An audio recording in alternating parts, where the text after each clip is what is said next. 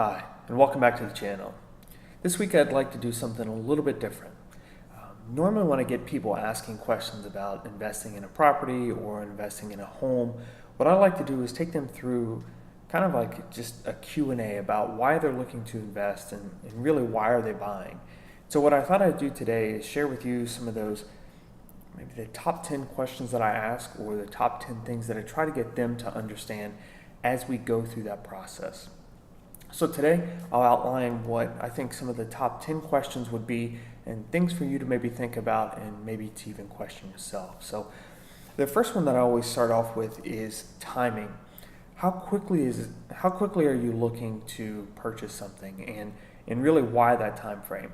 Is it something where you need to purchase in the next month or two, you've got 6 months, you've got a year? What is the kind of planning that you've done? In most cases, what you're going to find is people are not as advanced in the planning as they probably should be. So getting that question out of the way and really asking them why and why the timing is specific for them can really help them understand the importance of kind of the right planning.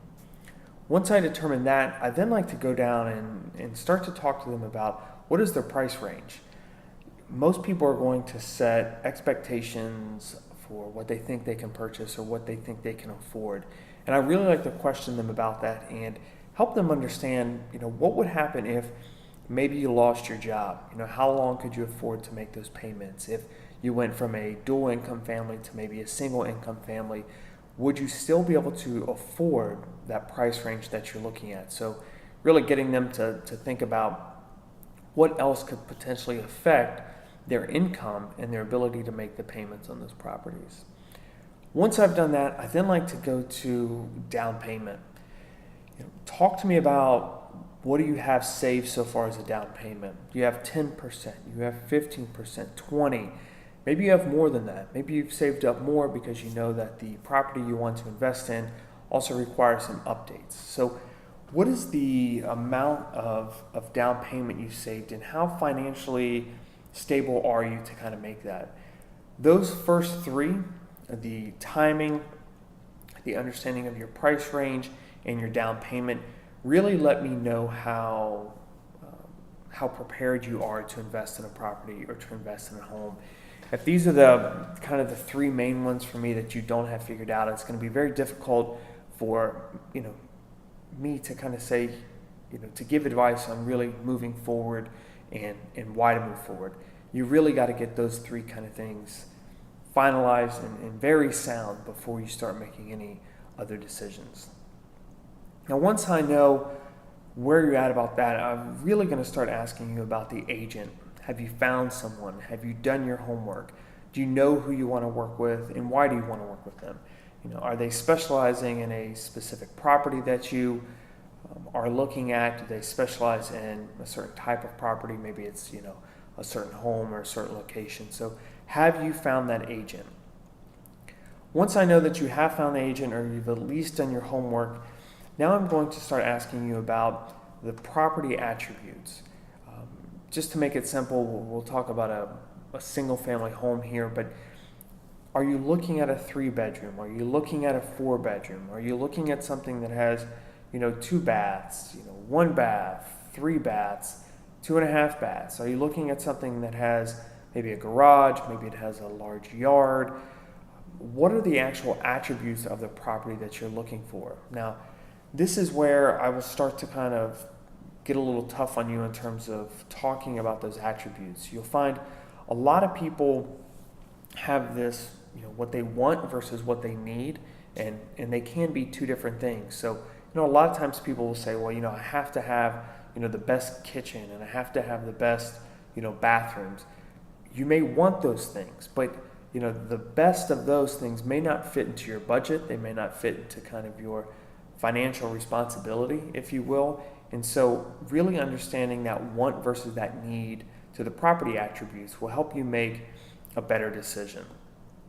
Now, we've gone through those attributes. The next thing I'm going to ask is, what is a motivating factor for proximity to things for you for this property? So again, if we look at a single family home, how close does this need to be to school? How close does this need to be maybe to your work location or to the shops that are in the local area, to easy access to interstates, easy access to airports, just all these things that I want you to think about in terms of proximity to the property that you're buying. So start thinking about those, and those are really something I'm going to question you about, and make sure that you are you're outlining the ones that are most important to you. The next thing that I'm going to talk to you about, and this is number 7, is going to be short-term versus long-term. Is this a decision that you're making because you just quickly need to get into something and you want to move as quickly as you can, so it's more of a short-term deal? Or is this going to be a long-term deal where you know this is someplace you're going to be for the next 5, maybe 10 years? And understanding short-term versus long-term can also raise some other questions that maybe help you make a better decision.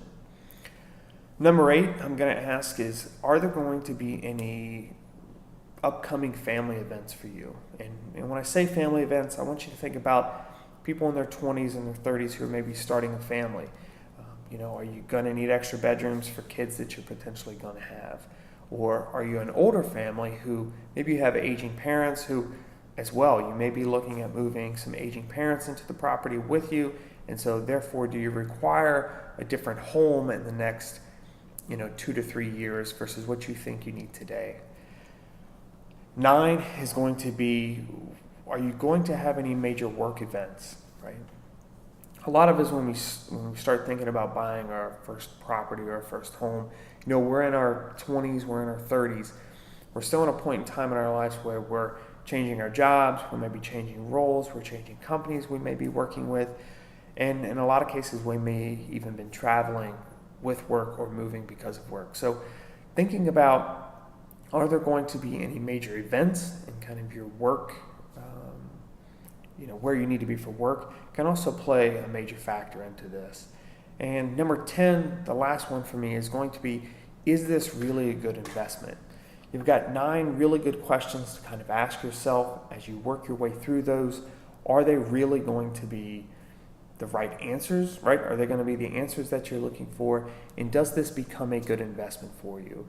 If you start to have doubts about that, the best thing is to just kind of turn and maybe look at a different property, or maybe rethink or reassess what's valuable for you. So if you come to me and you're going to have some questions about, maybe investing in a property or purchasing a home, these are probably the first 10 questions that I'm going to ask you, and really going to ask you to kind of walk away and think about for yourself, and maybe come back with an assessment. So hope today was helpful for you. I hope this provides you a little bit of context to the things that I think about for some of those individuals who are investing in properties.